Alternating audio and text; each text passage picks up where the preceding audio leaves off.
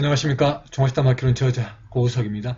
이번 시간은 이 보어머 천자문 86번째 시간이 되겠습니다. 이번 시간은 이렇게 조활정이 되겠습니다. 그리고 자, 이렇게 이제 대바나가리 문자로 수치가 되어 있고요. 알파벳 표기로 이렇게 슈치가 되어 있습니다. 그리고 한자의 이 표기로 이렇게 수의 상성에 이렇게 지로 되어 있죠. 그래서 이 수지지만 이제 여기 있는 이 알파벳 표기처럼 수치로 읽으시면 되겠습니다. 그래서 우리가 이제 13자를 표기하는 한자의 그 음가들을 알파벳의 표기의 그 음가와 맞춰서 읽으시면은 우리가 이제 역으로 한자의 그 발음들을 또 이렇게 추측을 할 수가 있는 것입니다. 그래서 항상 말씀드리듯이 실담자와 한자와 알파벳 표기를 면밀하게 공부하시면서 연구를 하시게 되면은 많은 성과가 있으리라고 생각이 됩니다. 그리고 자, 여기 있는 이 수치를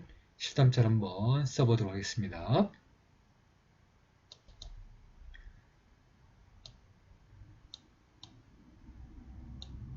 자, 이렇게 기본의 샤를 써주시면서 아래쪽에서 단음의 우를 써주시면은 슈가 되겠습니다. 그리고 자, 기본의 차를 좀 뾰족하게 써주시면서 왼쪽 위에서 쭉 내려주시면은 치가 되겠습니다. 이렇게 해서 슈치가 써지겠습니다. 잘 봐주십시오.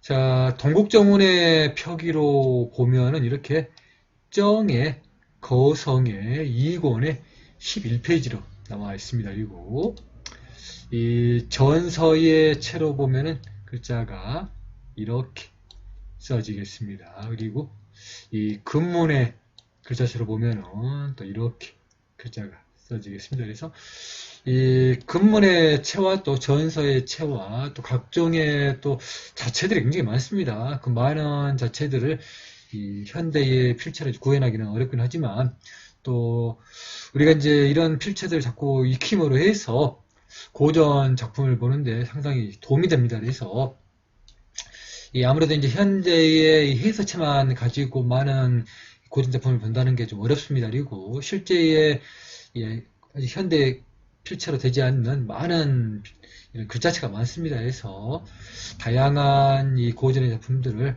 원문 그대로 많이 보는 그런 연습을 하게 되면은 아마도 우리 시청자 여러분들의 수준이 많이 향상될 걸로 생각이 됩니다. 그래서 우리가 이제 실담자를 익힘으로 해서 실담자 후대에 나오는 많은 문자들을 또 현대 과학기술을 통해서 배우게 되고 또 조선시대의 많은 문헌들을 또 우리가 배우게 되면은 우리 학문의 세계가 동서고금을 관통하리라고 생각이 됩니다. 그래서 시청자 여러분들 많은 관심을 가져주시고요.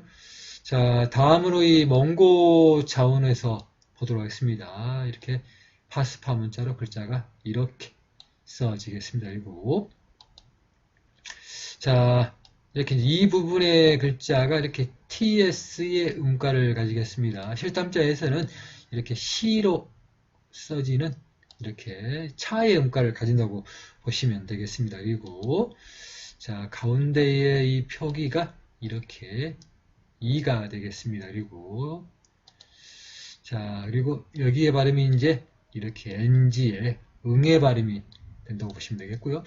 이 실담자의 표기에서는 이제 알파벳 표기가 이렇게 N자 위에 점이 있는 이 표기가 되는 것입니다. 그래서 알파벳 표기가 이제 좀 다르긴 해도 그 음가를 이제 각 문자에 따라서 좀 다르게 표기를 하는 그 차이입니다. 그래서 우리가 실담자를 배우고 또 이제 다른 문자들을 배우면서 그 문자들을 알파벳으로 표기하는 그런 기법들을 좀 배우게 되면은 또 우리가 쉽게 깨달을 수 있는 것입니다. 그래서 몇 번 말씀해 드렸듯이 우리가 바로 이 파스파 문자를 보게 되면 굉장히 어렵습니다. 이 글자가 눈에 들어오지도 않지만 또 실담자를 익히고 대바나가리 문자를 배우고 또 현대 과학기술을 익혀서 이 팁의 문자를 배운 다음에 팁의 문자의 그 원리를 이제 보고 파스파 문자를 보게 되면은 글자도 비슷하고 또 조합의 원리들 의문의 원리들을 또 우리가 한눈에 이렇게 볼 수가 있는 것입니다. 그래서 공부는 이렇게 계속해서 연관이 되기 때문에 공부가 끝이 없는 것을 알 수가 있는 것입니다. 그래서 자, 그래도 뭐 열심히 해 주셔야 됩니다. 그래서 자, 이렇게 이제 이 발음이 이제 이렇게 칭에 가깝게 되겠죠. 그래서 이렇게 칭의 발음과 또 이 음가대로 발음이 칭이지만 실제 발음은 이렇게 이제 징에 가깝다고 볼 수가 있는 것입니다. 그래서 이렇게 두 개의 음가를 이렇게 비교해서 잘 봐주시고요. 자, 이렇게 이 경으로 됐습니다. 두 번째에 경의 운이로 보시면 되겠습니다. 경운의 거성으로 되어 있습니다. 이런 이제 음문의 체계가 또 이제 후대의 작품인 이렇게 이제 동국정원에서 또 볼 수가 있는 것이고, 또 동국정원을 또 우리가 보다 보면은 그 전에 작품인 또 홍무정운이라든지 또 수많은 이런 음문서들을 또 우리가 볼 수 있는 실력이 되는 것입니다. 그래서 이제 하나하나씩 공부하다 보면은 학문의 세계가 열린다는 것을 알 수가 있는 것입니다. 그래서 자, 힘을 내시고요. 자, 여서의 글자로는 이제 이렇게 써집니다. 좀 단순하게 보이면서도 또 매력이 있습니다. 그리고 자, 발음이 이렇게 이제 숑 이제 그런 발음이 되지 않을까 생각이 듭니다. 그리고 33이 써져 있는 게 좀 특징입니다. 그리고 문자표에서 보면은 267번에서 볼 수가 있고, 이제 정자가 이렇게 표기가 되어 있습니다. 그래서 참고해 주십시오. 그리고 서문자에서 보면은 글자가 이렇게 써집니다. 그리고 이 글자가 이제 한자랑도 비슷하고 또 그렇게 복잡하지 않습니다. 그래서 이 한자의 부수와 같은 원리로 글자를 찾고 또 써보면은 나름대로 굉장히 매력도 있고, 또 이 서문자에 대한 연구가 우리 한국에서는 이제 별로 이렇게 많이 해지지 않았습니다만은 이 중국이라든지 또 일본 또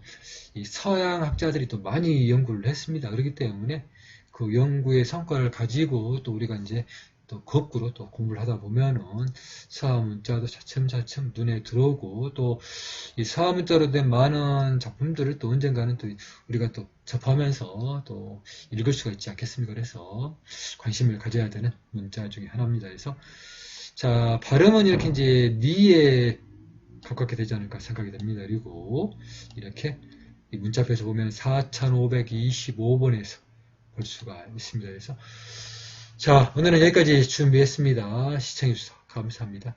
다음 시간에 뵙도록 하겠습니다.